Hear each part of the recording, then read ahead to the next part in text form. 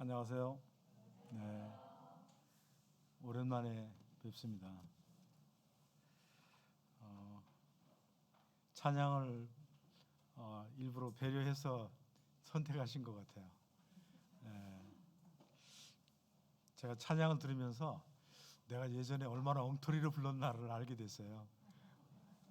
저는 음정 박자가 다 틀리고 그냥 제 나름대로 불러왔는데 반주에 맞춰서 노래를 부르다 보니까 내가 틀리게 그동안 많이 불렀구나라는 생각을 했습니다. 그렇지만 그냥 그래도 저한테는 많이 은혜가 돼서요. 너무 감사했습니다.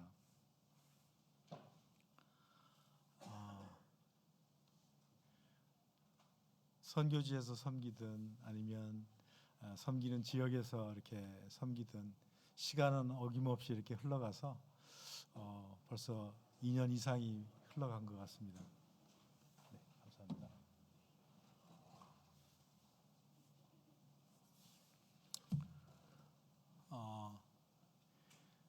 러시아에 이렇게 제가 있는데 그 러시아하고 상당히 가까운 나라잖아요. 한국이 가까운 나라고 이 2시간이면 비행기로 가게 됩니다.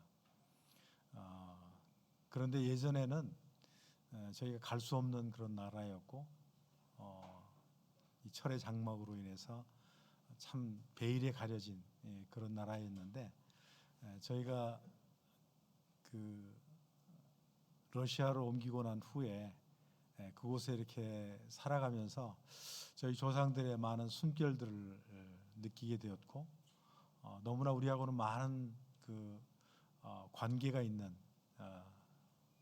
그런 나라였구나라는 걸 새삼 알게 되었고 저희들 그 나라의 그 독립을 위해서 싸웠던 많은 이 독립군 지사들이 그곳에서 활동했던 그런 곳이었는데 어쩌면 체제가 다르기 때문에 그런 부분이 많이 가려져 있었구나. 역사에서 배우지 못한 것들을 많이 배우게 됐습니다. 그런데 제가 있는 곳은 연해주, 프리모스키 크라이라고 얘기도 하고 한국말로는 연해주라고 합니다. 그런데 그 연해주가 러시아 전체 땅에 비하면 한 1%도 안 돼요. 상당히 작습니다. 그런데 그 작은 주가 한반도의 한 4분의 3 정도 되는 거예요. 그러면 우리가 한번 생각해 보면 얼마나 러시아가 큰지, 또 우리는 5천만이죠. 남한만. 아마 남북한 합치면은 한 7,500만 정도 되는 것 같아요. 그런데 연해주는 한반도, 남북한 합쳐서 땅의 크기가 한 4분의 3 정도 되는데 거기에 인구가 200만밖에 안 됩니다. 그래서 정말 많은 땅들이 있고 러시아는 정말 광활한 우리가 중국이나 미국이 큰 나라라고 생각을 하는데 예전에 소련 연방 때는 더 컸지만 이제 다들 이제 독립을 하고 이제 러시아가 남았습니다. 근데 그 러시아 크기가 아직도 중국의 2배입니다. 중국의 2배. 면적이 인구는 한 1억 4천 정도 그 정도 되는데 이 엄청난 땅을 가지고 있고요. 또 엄청난 자원을 가지고 있습니다. 그런 나라를 우리는 곁에 이렇게 두고 있는데 참 감사한 것은 러시아에서 한국을 상당히 그 우호적으로 생각을 하고 한국에도 러시아 사람들이 많이 나와 있습니다. 일하러. 러시아의 그 개인 소득이 1년에 10,000불이 안 됩니다. 중국하고 거의 비슷한 그런 소득 수준을 가지고 있는데 그럼에도 불구하고 그 살아가는 삶의 질은 상당히 높아요. 그 예전에 제정 러시아 때부터 그 전해오는 흘러온 그런 어떤 문화라든지 이런 것들이 있기 때문에 사람들이 생각하는 수준과 폭이 상당히 넓고 높습니다. 저는 이제 중국에서 이렇게 살다가 생활하다가 러시아로 이제 옮겨서 처음으로 느낀 것은 뭐냐면 여기는 좀 질서가 있는 나라구나라는 생각을 갖게 됐어요. 제가 이 러시아를 자랑하려고 이렇게 나온 건 아니지만 러시아가 앞으로는 저희들이 무시할 수 없는 그러한 때가 아마 더 가깝게 올 것입니다. 그동안 저희들이 미국하고 많은 관계를 맺고 살아왔고 또 영향을 많이 받고 이렇게 살아왔지만 거리적인 그런 그 문제도 있죠. 저희들이 영어를 배우고 또 영어를 잘한다고 하더라도 미국 문화에서 살지 않았기 때문에 실제 미국에 가면 많은 어려움들을 갖고 경험하게 됩니다. 그런데 러시아도 마찬가지로 언어가 참 어려운 나라죠. 세계에서 가장 그 어려운 언어 중에 하나예요. 러시아 말이 너무 어려워요. 이 문법도 아주 어렵고 변화가 아주 무쌍합니다. 그런데 그 나라가 앞으로 저희들이 주목해야 될 그런 나라구나. 많은 분들이 미국이나 뭐 호주 이런 영국 이런 데로 영어권 나라로 많이 유학을 가게 되고 아직까지는 이제 그런 추세지만은 사실 앞으로 장래적으로 본다면 이 러시아가 우리에겐 정말 그 중요한 나라구나라는 걸 절감하게 됩니다. 왜냐하면 자원이 없는 저희 나라로서는 사실 여기서 2시간만 가면 바로 블라디보스톡이잖아요. 연해주만 한다 하더라도 엄청난 자원들이 많이 있습니다. 그럼에도 인구가 작고 기술 인력이 작기 때문에 또 자본이 없기 때문에 개발을 못하고 있는 그런 상황 가운데 있죠. 그들이 아직은 투자를 유치하지 못하고 어려운 부분이 있는 것은 사실이에요. 왜냐하면 이 어떤 제도적인 그런 것들이 아직도 예전 구소련 시대로부터 내려오는 그러한 그 시스템들이 많기 때문에 아직은 좀 어려운 부분들이 있습니다. 하지만 이제 점차 그런 것들이 개선이 되고 하게 되면 앞으로 저희들이 주목할 수밖에 없는 그러한 나라가 됩니다. 그래서 저는 제가 여기 이제 우리 젊은 형제 자매님들이 많이 와 계시는데 앞으로 영어를 우리가 많이 영어 공부를 하는데 사실 영어 잘하는 사람 너무 많아요. 한국에. 그렇죠? 그리고 영어를 웬만큼 잘한다 하더라도 별로 빛이 안 납니다. 그런데 러시아에 앞으로 우리가 주목을 한다면 러시아에 가서 공부를 하고 러시아의 영주권을 받거나 해서 그 지역에서 그 나라에서 직장을 갖고 활동을 하게 된다면 앞으로는 아마 많은 쓰임을 받을 수 있는 기회가 많을 것 같아요. 그래서 지난 몇 년 동안 모임에서도 많은 그 형제 자매님들이 젊은 형제 자매님들이 다녀가셨어요. 비전 출입으로. 그래서 특별히 학생들은 그곳으로 유학을 오려고 하는 그런 움직임도 많았고 그렇게 준비를 했는데 코로나 때문에 이제 오지 못하고 그런 상황이 됐습니다만 앞으로 저희들이 이런 어떤 서구나 영어권이 아니라 러시아를 바라봐야 되는 그런 시대가 가까이 왔다고 믿어집니다. 이것은 저희가 성경적으로 본다 하더라도 맞는 것 같아요. 어느 나라든지 흥할 때가 있고 쇠할 때가 있잖아요. 그건 이제 역사적인 사실이고 그 사실이 변할 수 없는 것 같아요. 잠언서에 보면 전도서에 보면 전도서 3장 1절에 그런 말씀이 있잖아요. 잠깐 한번 저희들 읽고 시작을 할까요? 전도서 3장 1절에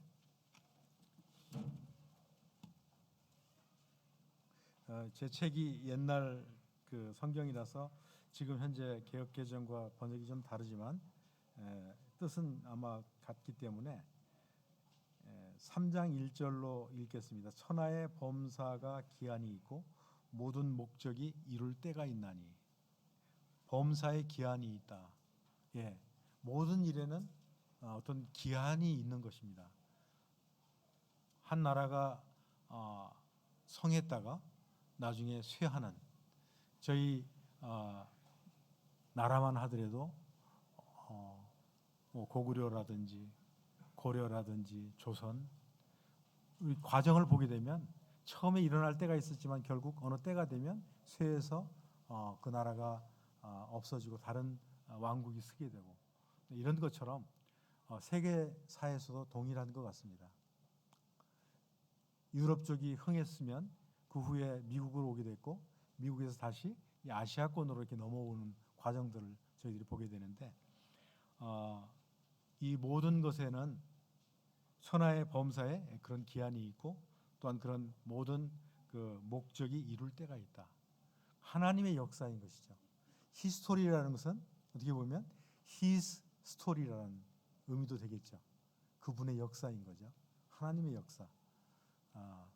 우리 인간사 역사는 하나님께서 주관하시고 하나님께서 이루어가시는 그런 과정인데, 저희들도 이제 얼마 남았을런지 저희들이 알지 못하지만, 주님이 언제 오실지 저희들이 알지 못하지만, 분명한 것은 때가 가까이 이렇게 왔다는 것이죠.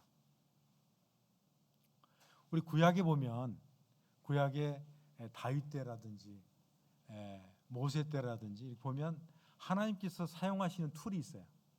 이스라엘 백성들을 다루시는 그런 방법들이 있는데 그 몇 가지가 있죠. 첫째, 그 대적에게 내주는 거예요. 하나님께서 자기 백성들을. 그 다음에 뭐가 있죠? 기근을 통해서 자기 백성들을 다스리세요. 그 다음에 마지막으로 질병, 온역을 통해서, 우리 이제 성경에서는 온역이라고 하기도 하고 연병이라고 하기도 하죠. 우리 옛날에 이 전라도에서는, 저도 이제 정읍 사람인데 연병하리라는 말이 많이 나옵니다. 저는 그게 무슨 말인지 몰랐어요, 처음에. 그런데 성경에 보니까 연병이라는 게 있어요. 그 연병이 뭐냐면 전염병이란 말이에요. 바이러스로 인한 질병이란 말이에요. 그런 질병들이 하나님께서 사용하시던 것이었어요. 그러면 이런 바이러스가 오늘날 이 코로나로 인해서 전 세계가 신음하고 있는데, 그럼 그 바이러스가 지금만 있나요? 그렇지 않죠. 메르스, 뭐 여러 가지 바이러스들이 국지적으로 발생했었습니다. 하지만 그것은 오늘날 지금 우리가 겪고 있는 코로나처럼 전 세계적으로 이렇게 있었던 적은 없었어요. 여러분, 이렇게 역사적으로 이런 광경이 있었나요? 여러분 전부 마스크를 썼잖아요, 이렇게.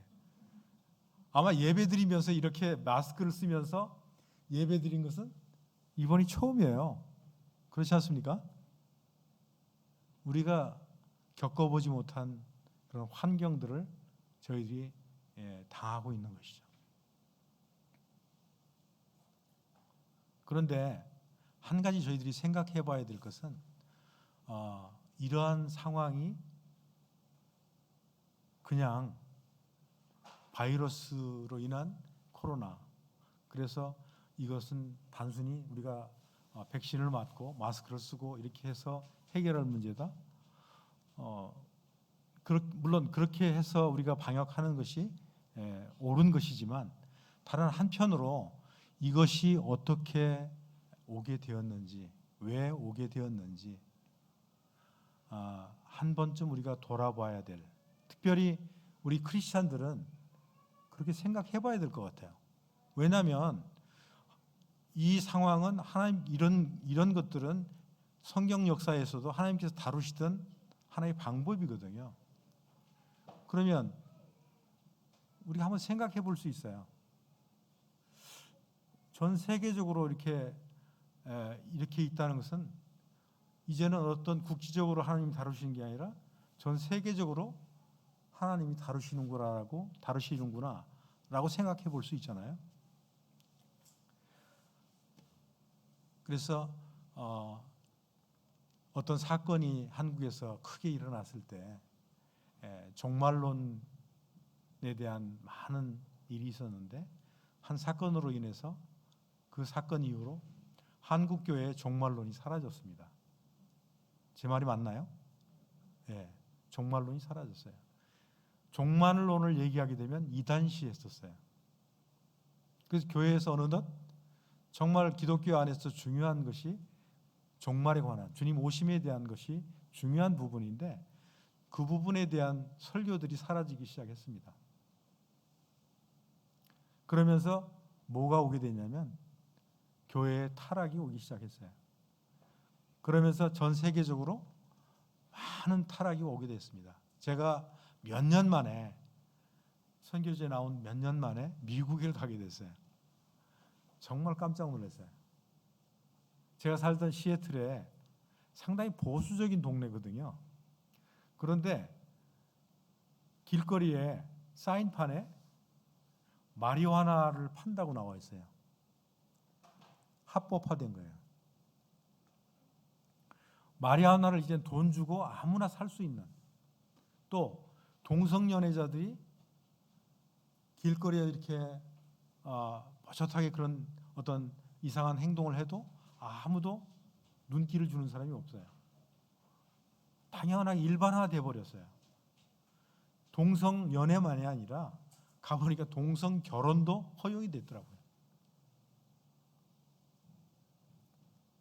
기독교 인구가 상당히 많은 그런 주임에도 불구하고 기독교에서 그 부분에 대해서 아무도 말을 안 한 건 아니지만 그 대세에 눌려서 결국은 모든 법안들이 다 통과가 된 거잖아요. 하나님이 미워하시는 것이잖아요. 그건 악하게 보시는 것이고, 그럼에도 이 세상은 잘 굴러가고 있다고 생각하고 그런 세상의 풍조 가운데 당연시하게 살아가는 게 오늘날 세대인 것 같아요.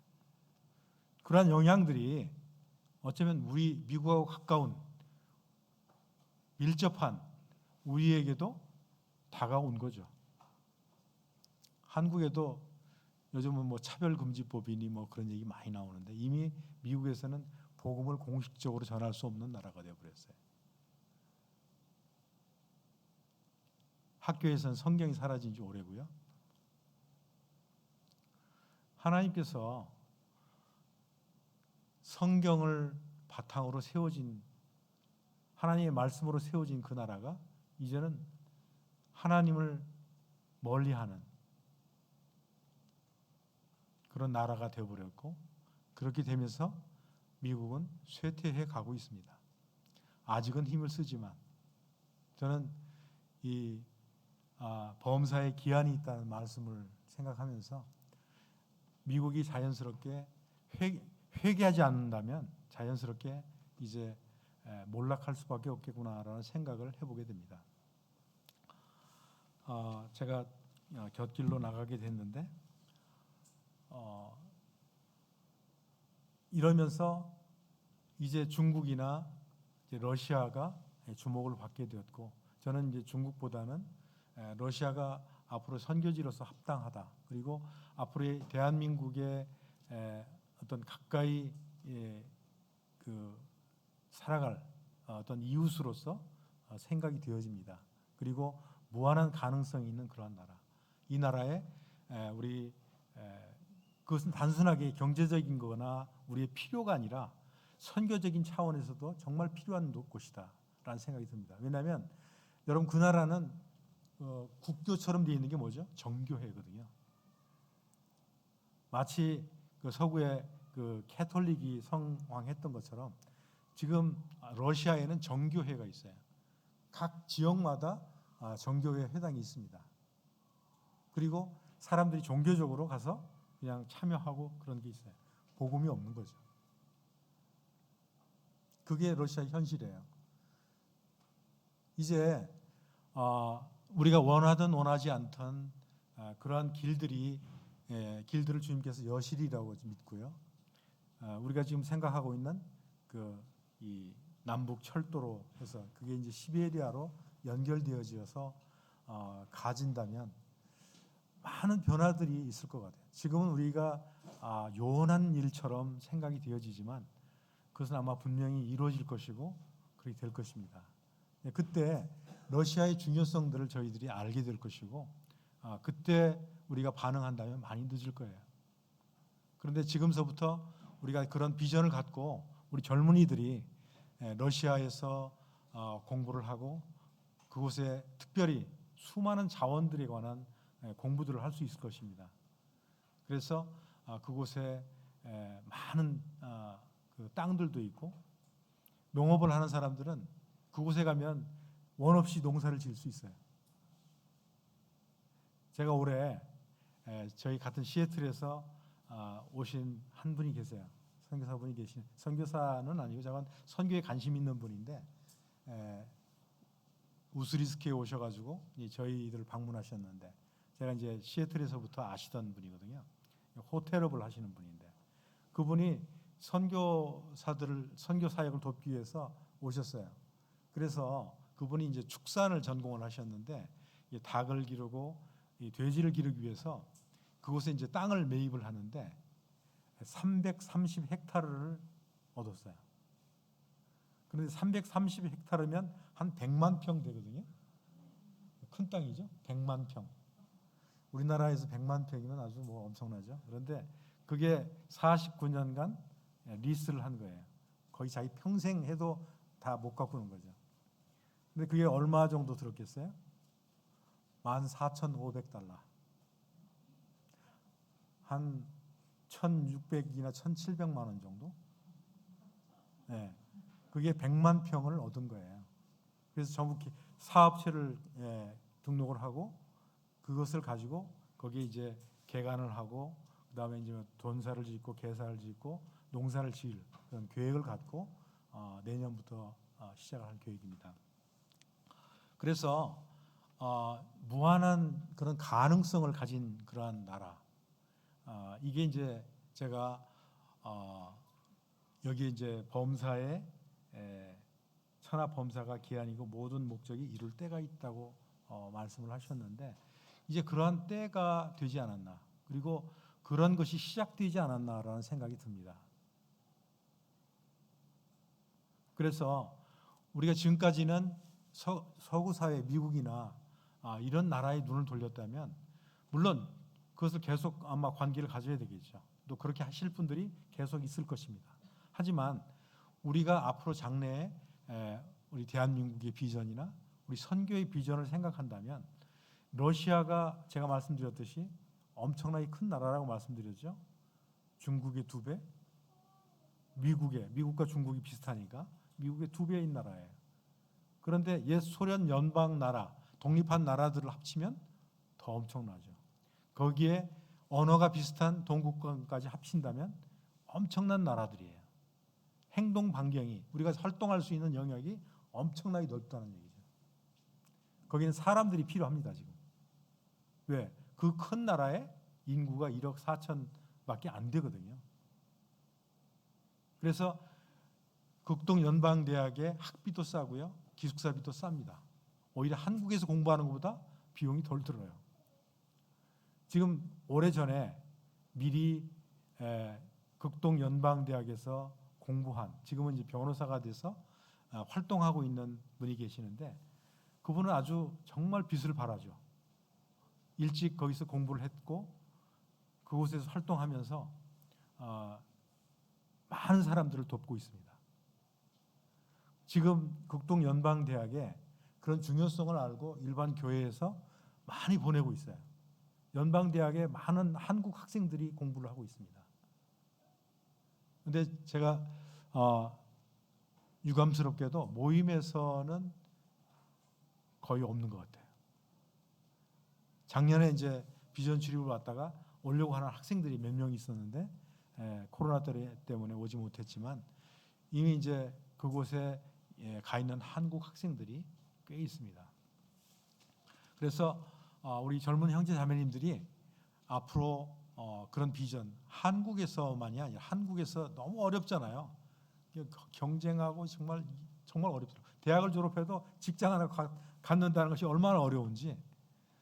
그런데 우리가 눈을 조금만 돌려보면 그런 기회의 나라, 그런 기회들이 존재하는 그런 땅이 있다는 것을 바라보시길 바랍니다.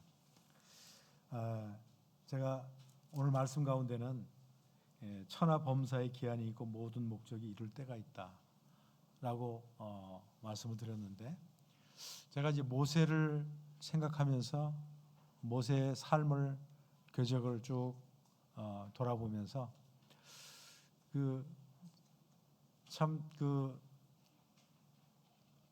뭐랄까 정말 상당히 다양한 삶을 이렇게 살아왔어요. 정말 드라마틱한 그런 삶을 산 인생이에요. 아이들을 전부 애굽 왕이 죽이라고 했을 때 거기서 살아남은 모세, 갈대 상자에 띄워져서 나일강에 띄워져서 바로의 공주가 그 모세를 받게 되었고, 그 바로의 공주 손에 길러졌던 40세까지는 그런 궁에서 자란 모든 학술과 언변에 뛰어난 그렇게 교육을 받은 그런 사람으로 살다가 자기 동족을 돌아볼 마음이 있어서 돌아보다가 자기 동족과 싸우는 애굽인을 보고 말리다가 그 애굽인을 죽이게 되잖아요. 그래서 모래에 파묻게 되고, 그 사건이 들통이 나서 이제 도망자 신세가 돼서 미디안 광야로 도망을 가게 됩니다. 그곳에서 또 40년을 보내잖아요. 그 40년 생활 동안 이제 나이가 80이 되어졌는데 하나님께서 그때 비로소 모세에게 나타납니다. 떨기나온 불꽃 가운데 나타나서 이스라엘 백성들을 출애굽해서 가나안까지 인도할 것을 명을 받게 되잖아요. 우여곡절 끝에 어쨌든 하나님께서 10가지 재앙을 통해서 그 이스라엘 백성들을 애굽에서 나올 수 있도록 하셨단 말이에요. 그 후에 홍해를 건너 광야 생활을 40년 하잖아요. 광야 생활을 40년간 하면서 얼마나 많은 고난을 겪게 됩니까? 자기 동족으로부터 비난을 받고 또 생명의 위협을 받고, 그러면서 하나님 앞에 그들을 위해서 오히려 엎드려서 그들을 벌하지 않도록 하는 모세. 그런 많은 그 질곡 가운데, 어려움 가운데 비로소 40년이 지나서 이제 모압 평지에 다다르게 됩니다. 이 가나안을 앞두고 모세는 들어갈 수가 없게 됐잖아요. 우리 잘 아시다시피 하나님께서 무리바 물 사건으로 인해서 못 가게 하셨어요. 다만 멀리서 바라볼 수 있는 특권을 주었어요. 그런데 제가 모세 입장이라면 어떻을까 정말로 억울했을 것 같아요. 물론 모세가 잘못했지만 그 한 가지 가지고 정말 그동안 죽을 고생을 하면서 이스라엘 백성들을 거기까지 인도했는데 그거 넘어갈 수 있는 일이잖아요. 건너가 보서 약속의 땅을 볼 수 있는 그런 것도 될 텐데 하나님께서는 그것을 막으셨어요. 그때 모세가 하나님 말씀에 순종했잖아요. 모세가 자라던 40년간의 궁에서 생활, 40년간의 미안 광야에서 생활, 40년간의 그 광야에서 이스라엘 백성을 인도하던 그런 삶.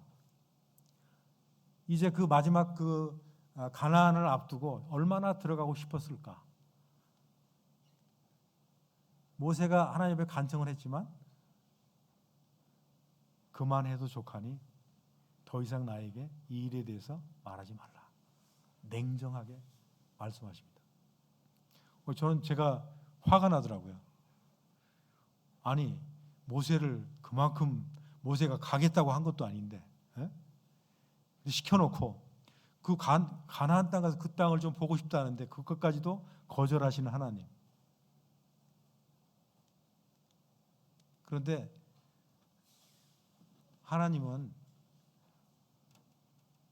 매정하게 그를 단지 그 사건 때문에 거절하신 것이 아니라는 것을 알게 됐어요. 우리가 하나님의 은혜에 대해서 찬송을 2곡이나 불렀습니다.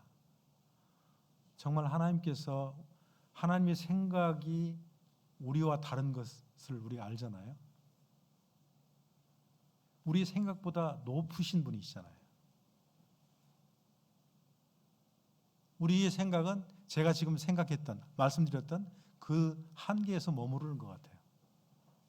내가 아무리 신령하다 하더라도 그 선에서 별 차이가 없을 겁니다. 그런데 하나님께서는 그 모세를 더 크게 쓰고 싶으셨던 것 같아요.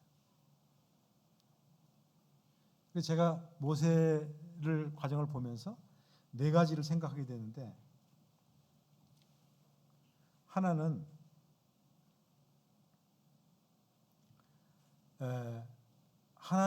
하나님께서 주신 일을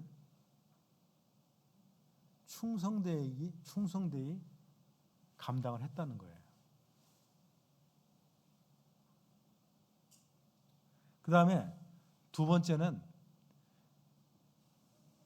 어떻게 보면 우리가 다음 세대에 누가 이렇게 하나님께서 얘기하셨다 하더라도 자기가 그때까지 인도해왔던 이스라엘 백성들도 그것을 억셉트하기가, 그러니까 용인하기가 어렵지 않았겠지만은 본인 자신도 어려웠을 것 같아요.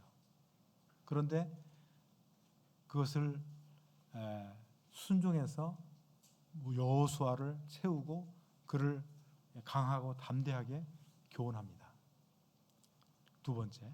3번째는 그 백성들이 가나안을 건너가서 정말 축복된 삶을 계속해서 살 수 있도록 가르치는 거예요. 율법을 가르치고 율례를 가르치고 그들이 하나님을 떠나지 말 것을 계속해서 반복해서 그들을 가르칩니다. 신명기잖아요. 신명기 안에 보면 어떤 단어가 있나요? 기억하라. 사람들이 얼마나 자주 잊어버립니까? 우리가 만찬을 행하는 것도 하나님께서, 우리 주님께서 얼마나 잘 잊어버리면은 떡과자를 이렇게 마련해서 주님을 기억할 수 있도록. 우리는 만찬상 앞에서 떡을 보면서 우리 주님의 몸을 생각하잖아요. 그 잔을 보면서 주님께서 십자가에서 흘리신 그 피를 생각하잖아요. 이스라엘 백성들에게 기억할 것을 얘기합니다. 그 다음에 그들이 더 영광스러운 위치로 그들을 세우기 위해서 그들을 축복하게 됩니다. 참 그 모세를 보면 정말 멋지구나라는 생각이 들었어요. 그런 본인의 바람에도 불구하고 하나님께서 얘기하셨을 때 자신의 기한과 때를 알고 거기에서 이렇게 물러나는 모습. 저희 단체에 65세의 그 대표직은 물러나게 되어 있습니다. 그래서 올해 4년간 대표를 했던 분이 물러나고 젊은 대표를 세웠어요. 그래서 저희들이 일반적으로 어느 한 사람이 주관해서 대부분 선교단체에서는 그렇잖아요. 한 사람이, 강한 사람이 끌고 가면서 좌지우지하는 경우가 많은데 그러지 못하도록 이게 마치 우리 모임에 여러 장로님들이 함께 동역하면서 치리하듯이 저희도 그렇게 하고 있습니다. 그런데 제가 모세의 삶을 보면서 우리 주님도 생각해 보게 됐어요. 주님도 어떻게 됐나요? 이 땅에 오실 때 그냥 아무 때나 오신 게 아니잖아요. 갈라디아서에 보면 4장 4절에 보면 때가 참에 하나님이 그 아들을 보내사 여자에게 나게 하시고, 때가 참에 그 때가 된 거예요. 말라기 시대 이후에 이제 그 땅 가운데 정말 메시아를 보낼 그 때가 이르러서, 때가 되어서, 때가 차서 하나님께서 그 아들을 보내신 거예요.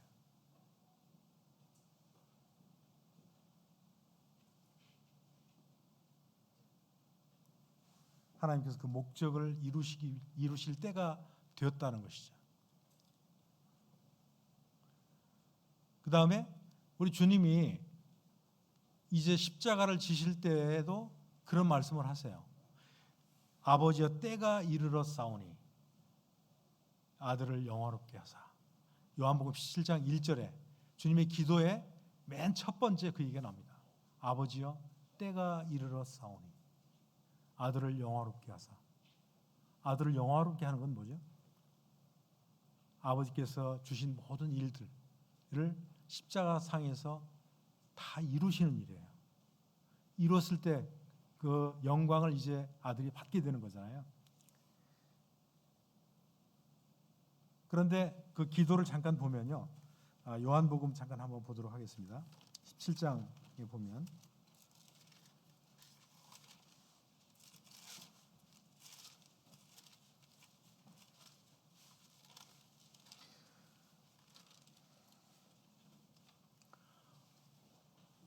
주님께서 이 땅에 때가 차서 오셨고 때가 이르러서 이제 그 일을 감당하실 때 이제 그 십자가를 바라보면서 많은 말을 제자들에게 가르침을 주고 있습니다.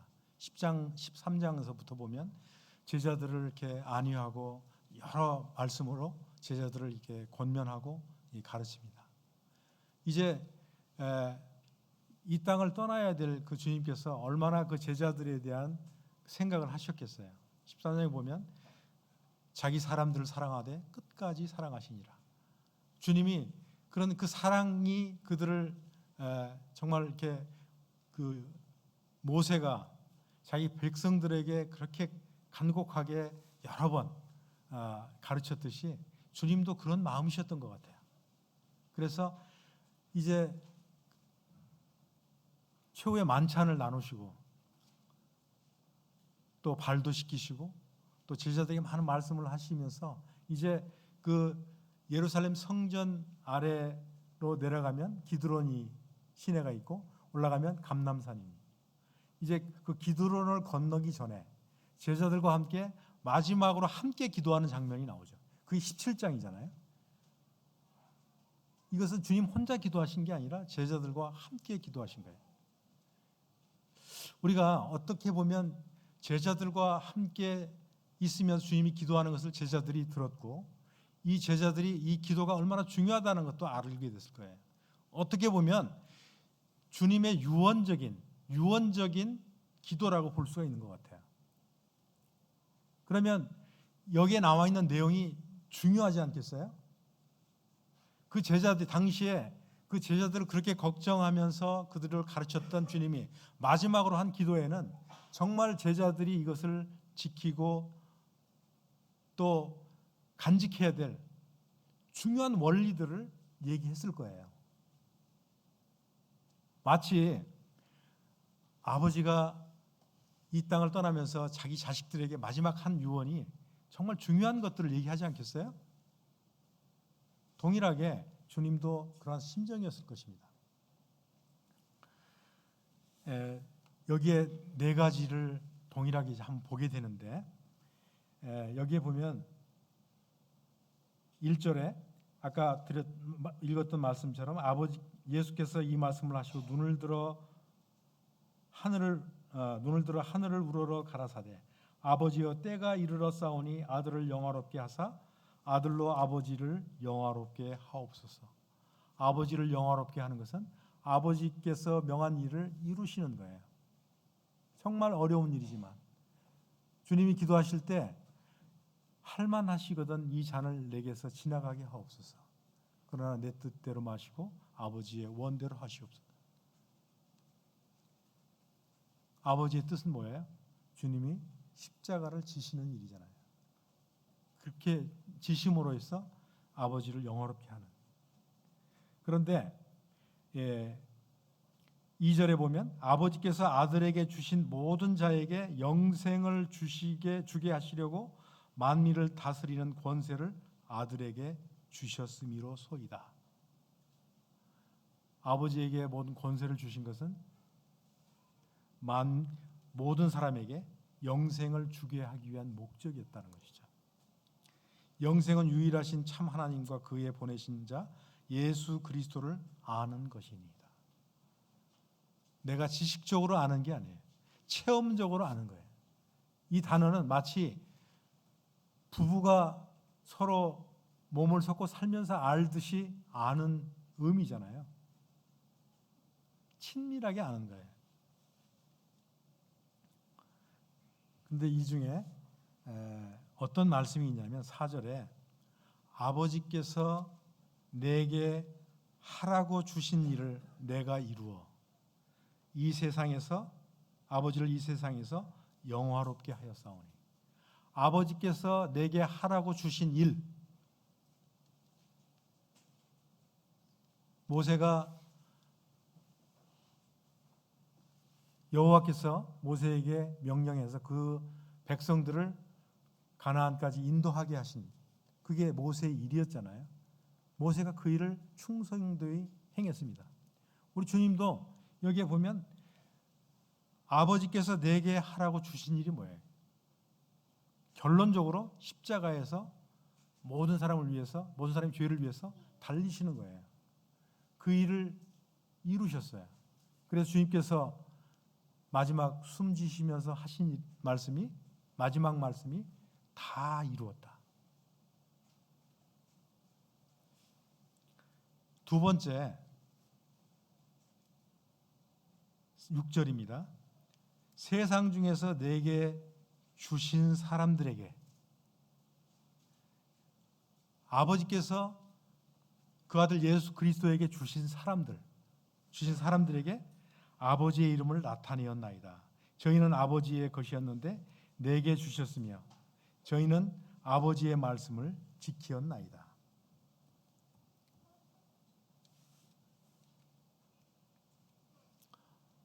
내게 주신 사람들, 모세에게 그 이스라엘 백성들을 주셨잖아요.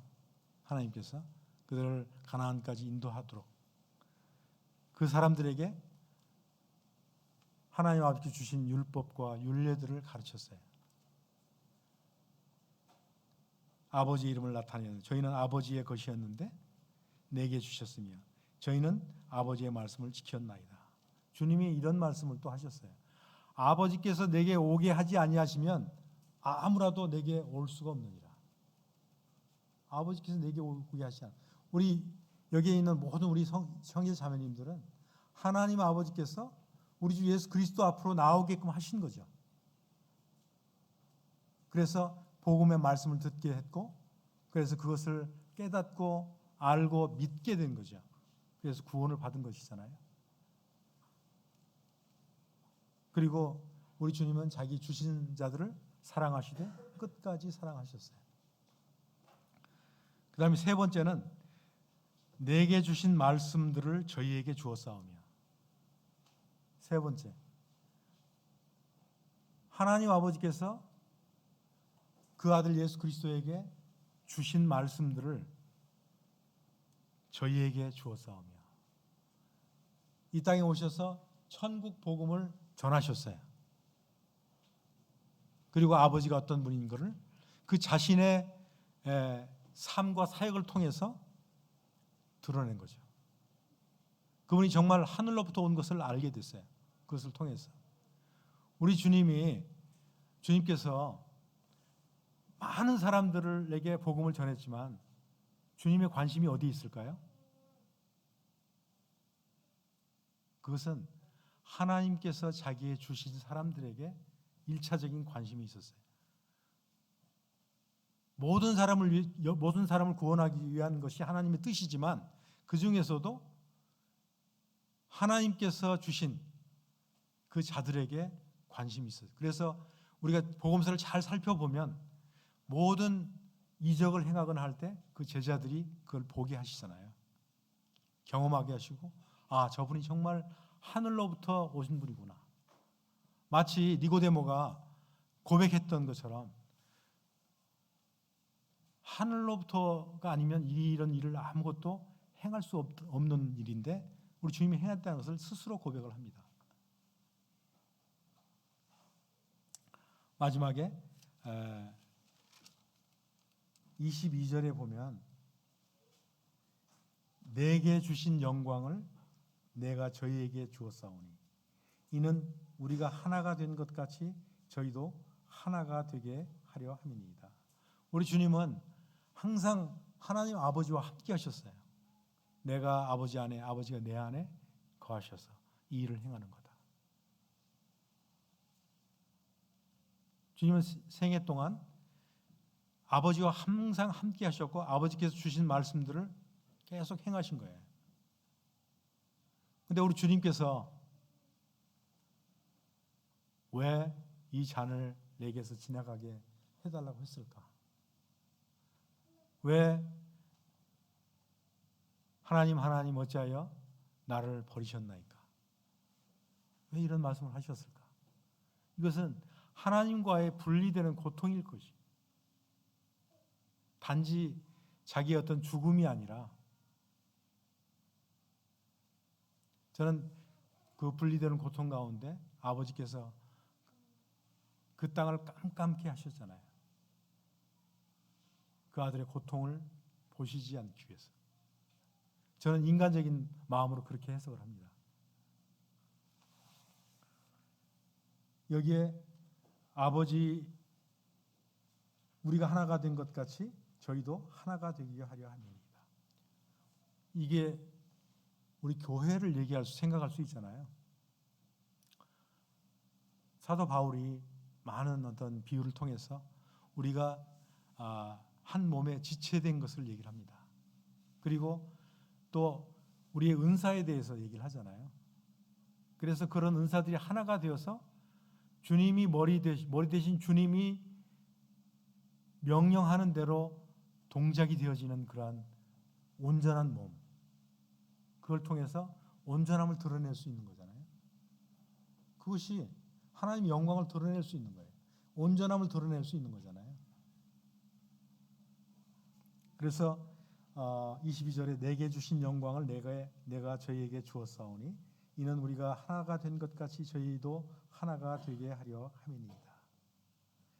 곧 내가 저희 안에 아버지께서 내 안에 계셔서 저희로 온전함을 이루어 하나가 되게 하려 함은 아버지께서 나를 보내신 것과 또 나를 사랑하신 것과 같이 저희도 사랑하신 것을 세상으로 알게 하려 합니다. 세상으로 알게 하려. 그런 영광을 세상이 보게 될 때 하나님께서 서로 다른 성향의 사람들이 주님 안에서 하나가 되는 거예요. 저는 주님의 제자들을 보게 될 때요 정말 놀라워요. 마태와 그 시몬을 생각 한번 해보셨죠? 마태는 로마의 녹을 먹는 그런 관리예요. 자기 동족들을 수탈하는 세리예요. 유대인들이 가장 싫어하는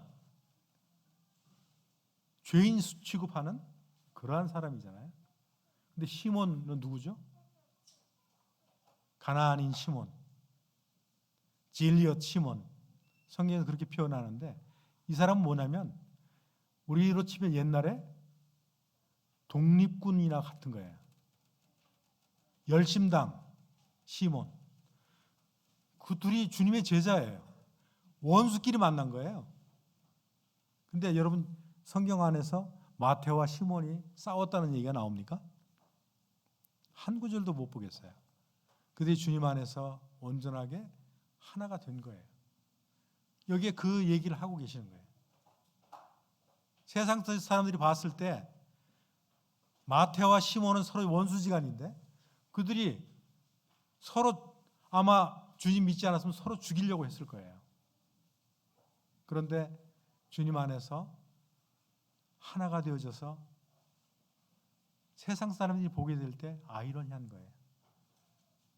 우리가 주님의 영광을 드러낼 수 있는 좋은 복이죠. 저는 시간이 오래됐네요. 이 말씀 가운데 이 때가 참에 주님이 오셨고 때가 이르러서 주님이 가셨어요. 전도서 3장 1절에 나와 있는 대로 그런 기한 안에 주님께서 모든 것을 다 이루시고 가셨는데, 그 기간 안에 주님께서 마지막 하셨던 제자들에게 했던 그 얘기가 모세도 마찬가지로 그 사람들에게 가르쳤고 그 사람들에게 그런 영광을 나눠주었고 그걸 보인 거잖아요. 마찬가지로 주님도 그 기간 내에 자기에게 내게 주신 일들을 십자가상에서 해결하셨고 주신 사람들에게 아버지의 이름을 나타냈고 또 주신 말씀을 그들에게 가르쳤고 주님께 주신 영광을 그들에게 나누었어요. 우리에게 좋은 교훈인 것 같아요. 이 마지막 때를 살아가는 우리가 마치 많은 시간들을 살 것처럼 생각하고 살지만 그날이 언제일지 저희는 알지 못하잖아요.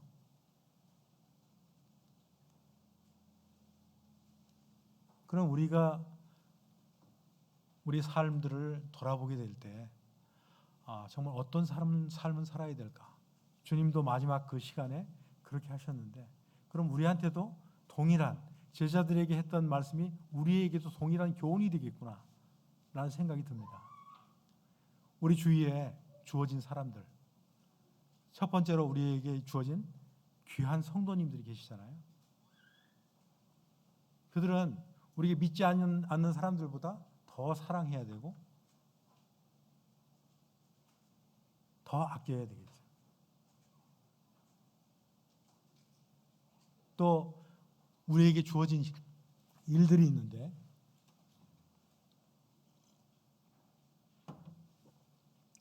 구원받은 성도들이 우리가 디도서에 보면 나와 있듯이 우리를 구원하신 목적이 있어요.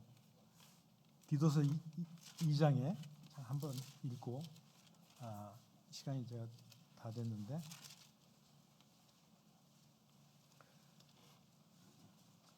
11절로 한번 읽겠습니다. 번역이 좀 다르더라도 모든 사람에게 구원을 주시는 하나님의 은혜가 나타나 우리를 양육하시되 경건치 않은 것과 이 세상 정욕을 다 버리고 근신함과 의로움과 경건함으로 이 세상에 살고 복스러운 소망과 우리의 크신 하나님 구주 예수 그리스도의 영광이 나타나심을 기다리게 하셨으니 우리 모두는 그걸 기다리잖아요.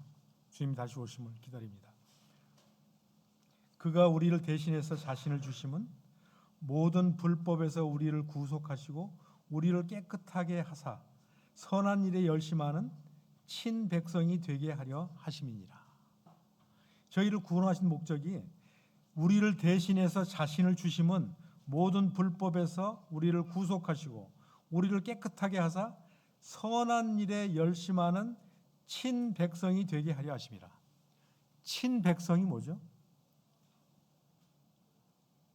이 단어 상당히 중요합니다. 구약에서 얘기한다면 His possession이에요. 이게 무슨 의미냐면 마치 왕이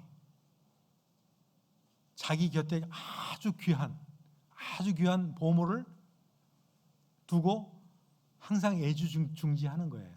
가장 귀한 것을. 그것을 구약에서는 시굴라라고 합니다. 그 시굴라 백성 이스라엘이잖아요. 이스라엘을 시굴라로 본 거예요. 자기가 가장 귀한 그 백성. 우리를 마찬가지로 동일한 단어를 사용했어요. 자신의 영어로 보면 여기도 his possession이라고 나옵니다. 그래서 정말 하나님께서 우리를 그렇게 사랑하신다는 거죠. 하나님께서 세상을 이처럼 사랑하사.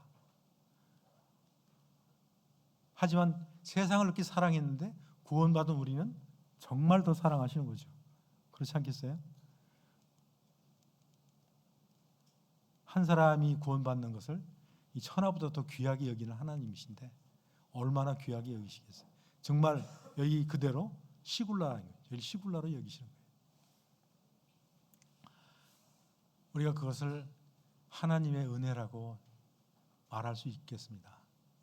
저희를 사랑하시되 정말 그렇게 사랑하시는, 아들을 주시기까지 사랑하신 그 하나님, 그것은 우리를 향해서 하나님의 선한, 나와 있는 대로 선한 일에 열심하는 그런 친백성, 자신의 소유가 되기를 원하시는, 오늘 주님께서 제자들에게 주었던 그 네 가지의 말씀, 하나님께서 내게 주신 일, 아버지께서 내게 주신 일을 내가 이루어, 아버지께서 내게 주신 사람들에게 아버지 이름을 나타내고, 아버지께서 내게 주신 말씀들을 그들에게 주었다. 그리고 아버지께서 내게 주신 영광을 그들에게 주었다. 다 준 거예요. 우리도 우리가 받은 것을, 거저 받은 것을 많은 사람들에게 거저 주는 거잖아요. 그 가운데 이 네 가지 것이 주님께서 제자들에게 얘기했던 것이 오늘 우리에게, 저에게, 또 우리 모든 형제 자매님들에게도 정말 귀중한 것으로 우리가 간직하고 그것을 선한 일로 간주하고 우리가 살아가야 되지 않나 하는 생각이 듭니다. 시간이 오버돼서 마치도록 하겠습니다. 기도하고 마치도록 하겠습니다. 하나님 아버지 감사합니다. 오늘